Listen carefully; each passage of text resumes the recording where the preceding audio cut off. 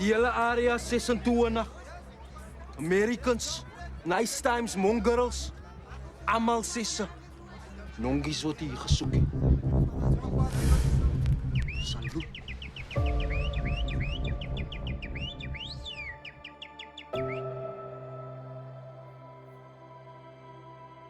To be a drug kingpin in the 80s who commanded one of the biggest gangs in the country required a certain level of intelligence, ruthlessness, and a cunning character. Had to be able to mobilize, strategize, and dominate to claim your share of the streets, all while watching your back 24/7 due to the dangers that come with that life. Now, this is a person who used to run drug dens and backyard factories manufacturing dope, while expanding their influence from the streets to the party scenes to the prison cells. Now, this is someone who was thinking big, always willing to cross boundaries and push the limits to get to the money. The Americans were founded in 1983 by Neville Harold, more popularly known as Jackie Lonti, in Belgravia Estate in Adlon. He was previously a member of the Fancy Boys gang but betrayed them by stabbing the gang leader to death. Now, the gang's activities range from running and trading, extortion, abalone poaching, protection records, and prostitution to more legitimate business operations. Now, the gang's headquarters was called the White House, where all gang strategies, negotiations, disputes, and meetings were held. Now, Jackie's innovation laid in creating symbols that communicated the Americans' power, and some of these symbols can be seen through gang signs, graffiti on the walls, and their tattoos. Now, the Americans were the first to deal in drugs on a large scale and were the most successful at it in the Western Cape during that time. Now, they were probably the largest organized gang operating in the province outside of the Numbers gang. They were also the only gang in the Western Cape during the 80s that had connections with international dope dealers. Now, their skipper Jackie Lonti depended on his government connections whenever it was necessary.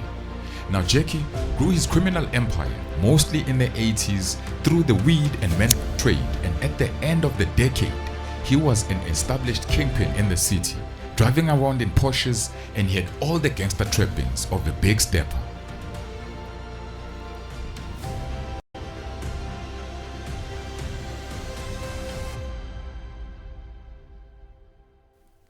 Some other things that he's been credited with include sourcing of new such as ecstasy and acid to feed Cape Town's party scene, and it's been said that he introduced cocaine into South Africa in the 1980s, and the gang was also the first to set up its own cocaine factories for local consumption.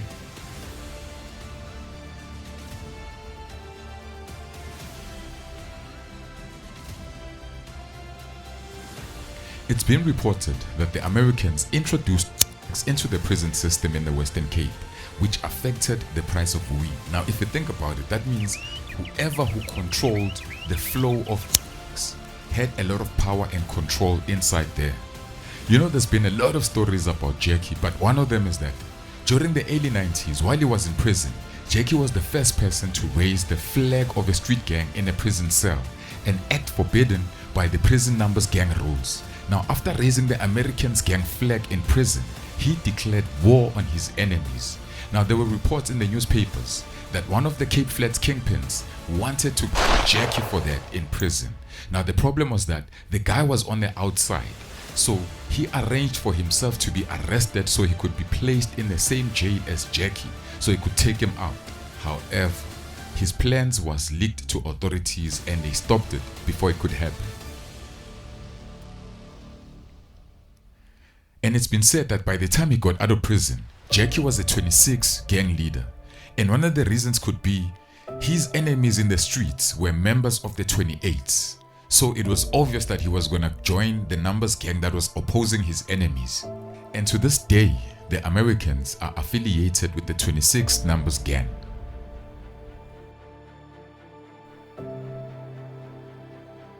In the 1980s and early 90s, crime intelligence enabled certain kingpins to deal in exchange for information. Now, at the Truth and Reconciliation Commission, or the TRC, it was revealed that Jackie Lonti had worked with the Deadly Civil Cooperation Bureau. Now, the bureau had been set up by the apartheid regime to eliminate its opponents and acted as a hit squad. Now, during that time, the government used gangs to do their dirty work by destabilizing communities, supplying guns, and allowing gang wars. Now, they also used gangs as informers to locate certain comrades who were hiding from authorities. Now, one government project also to disrupt communities was to let alcohol and later to thrive in communities so that they could keep the population ignorant instead of being politically conscious.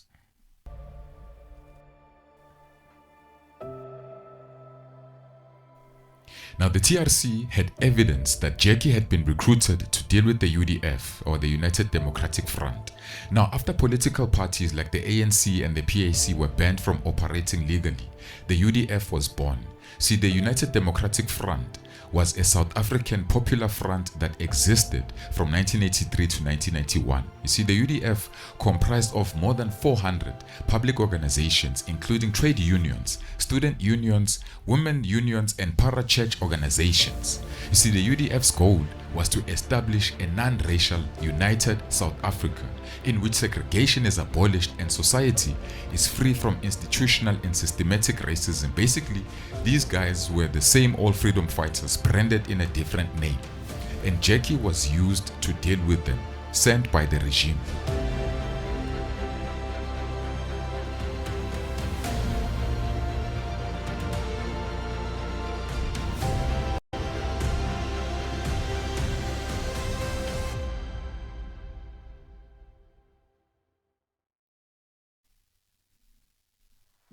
See, these were really tough times, and some people capitalized on the situation for their own advantage. However, things spiraled out of control when drug kingpins began amassing more power and money than the state officials.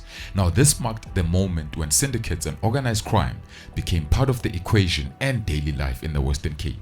Now, that's when gang bosses operated with impunity and began infiltrating the police as we see today.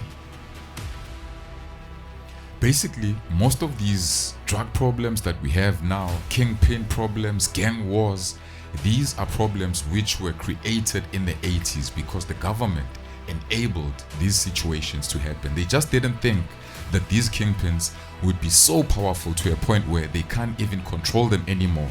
Now they're so powerful, these people, they're even controlling some government officials. But this is a problem that started from back then. In 1996, People Against Gangsterism and Drugs, or Pagad for short, entered the arena to stop the avalanche of drugs into the Cape Flats that was disseminating its young people. If this government of today does not shake up, then we as a people on the ground or on the playing fields will have to take control. Now, Pagad was founded by community members from Cape Town townships who organized public demonstrations to pressure the government to fight the illegal drug trade and gangsterism more effectively. But Pagad increasingly took matters into their own hands, believing the police were not taking enough action against the gangs. Now, initially, the community and the police were hesitant to act against Pagad activities, recognizing the need for community action against crime in the gang-ridden communities of the Cape Flats.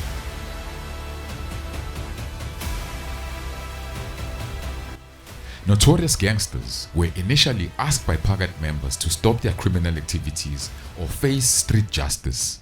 Now, a common Pagad modus operandi was to set fire to drug dealers' houses and kill the gangsters. Now, Jackie Lonti and some of his associates were on that list. Allah has the greatest death squad for you, and the sentence on you is death. Allahu Akbar! Death to Naka! Death to Naka! Death to Jackie Lonti! Death to Ahmed Kasba! Death to Pat! Death to Potter! Death to Kapti! Death to Nan! Death to Stakhi! Death to Mate! Death to Frankie D! Death to the twins! Rashid and Rashad! The Stakhis! The sentence on you is death! Death to Bali Evans! If you do not give yourself up, in the following week, we will put out our swords and we will strike you for trying to destroy our children. Now, Jackie's main lieutenant was hit by 10 bullets outside a hardware store in Menenberg, and there were reports that Lonti was receiving death threats at the time.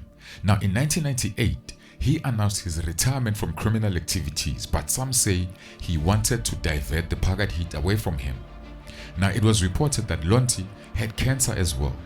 Now, it was rumored that he hoped for a chance to repent and change his life, but either way, there seemed little doubt that he was going to be targeted, because he was too big of a fish for them to let go.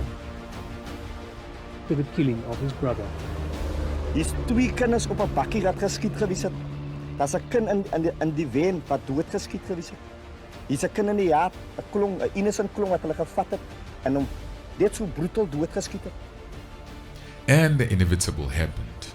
Jackie Lonti was down outside his home in Athlone in November of 1998.